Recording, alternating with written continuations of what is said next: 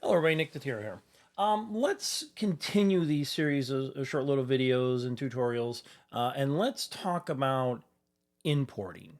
Now, the wonderful thing about Python, and actually, this is not just Python, this is the whole open source community out there, whether it be Linux, Python. I'm currently recording using something called OpenShot, and these are open source tools. And what they do is they unleash the power of thousands of people. There is no Python, what do I say, Python company, that develops Python. Unlike, and this is not a bad thing, unlike Microsoft, where they develop the operating systems, or Macintosh, they develop the operating systems. Those are referred to as closed operating systems. You can't change them, you can't develop them. But things like Python and these other open source projects, you can develop those actual things. And what is surprising and really kind of cool about Python is if you are thinking of something, somebody probably created what is called a library associated with that something. Case in point, a couple years ago, I was studying about the World War II Enigma machine, the encoding device that the German armies and navies and air forces used to encode, and Bletchley Park, and how it was broken. So I wanted to write a Python code that would simulate the Enigma machine. Well, somebody out there already did that and did that inside libraries. Now, let's talk about just going back to our basic geometric shapes. Python does a wonderful job with fundamental mathematics, things like addition, subtraction, division, modular division. But sometimes we need more advanced tools, more advanced functions to do some of the things that we want to do. For example, there's no built-in function for raising something to the power, exponents, finding an absolute value, finding the square root. So what Python does is they created an external library that if you don't need it, you don't have to have it inside your program. But if you do need it, then you can import it into your program. So it provides a great deal of flexibility.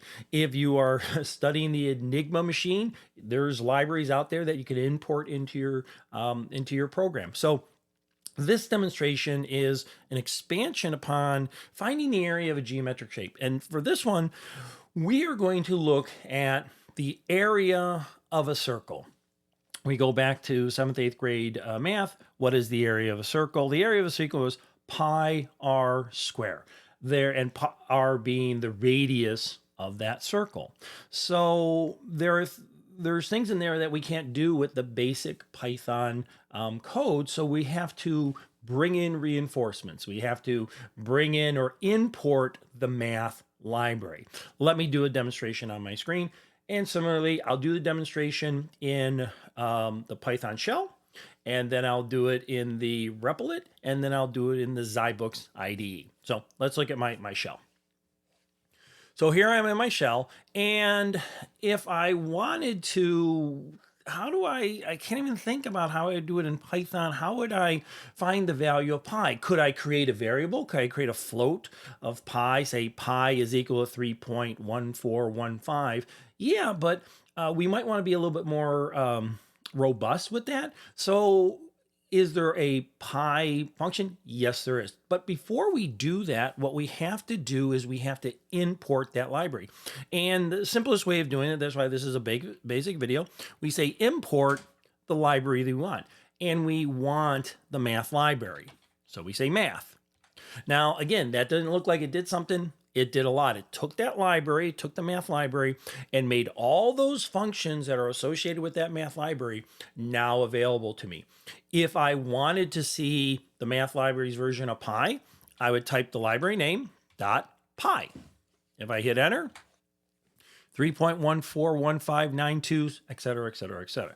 Remember, pi is irrational, meaning that it never ends. The numbers after the decimal point never end, right? And there's hobbyists who try to memorize the thousands of decimal points past in pi. That's for another discussion. But anyways, that wasn't there before. This whole math.pi wasn't there before. So let's find the area of our circle. We need the radius. So you know what I'm going to do? I'm going to say radius equal to, and we'll make this radius, again, because we're dealing with decimals and stuff like that, we'll make it a float. So we'll make this a radius 6.5. The radius of our circle is 6.5. And again, if I just say radius, we see that was sine 6.5. If I type radius, we see that it is a float. Well, the area of a circle is equal to pi, right, times radius square. So now we have to bring in another math function, and that is the math.pow. And we say raise radius, square it. We make sure that our parentheses all line up. This math function is to the power, or raise it to the power. So what we're saying is radius square times the value of pi. And if I take a look at area, right, 132.73, et cetera, et cetera, et cetera. And just for fun, we say type area. And again, we verify that it's a float. We don't always have to verify whether it's a float or integer. Again, these are all for demonstration purposes. Let's do this. Let's do the exact same thing. Let's do this in our Replit IDE. All right. So I'll do the exact same thing. First thing I got to do is I got to bring that library in. So I'm going to say import math. Okay. And I'm going to say radius is equal to, just change it, 6.5. Area equals math.pi times math power, or radius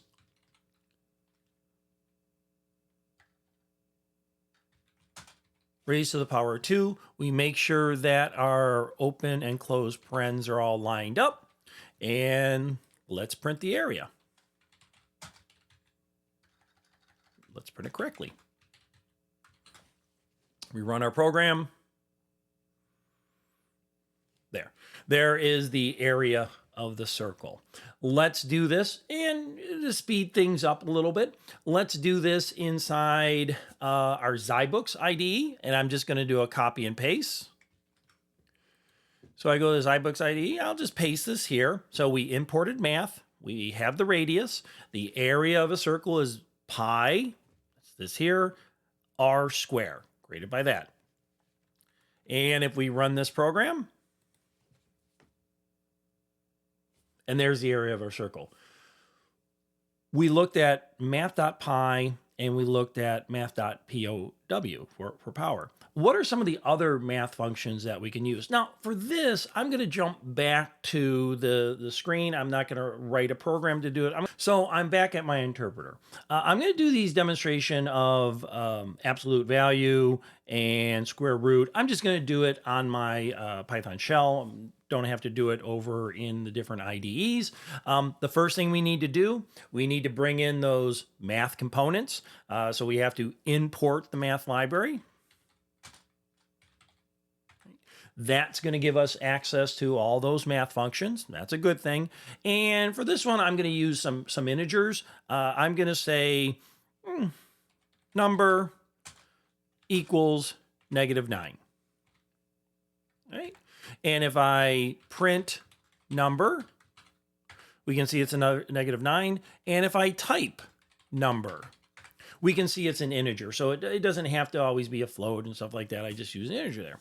So I want to see this as an absolute value. So I'm going to say number is equal to math, FABS, that just means absolute value.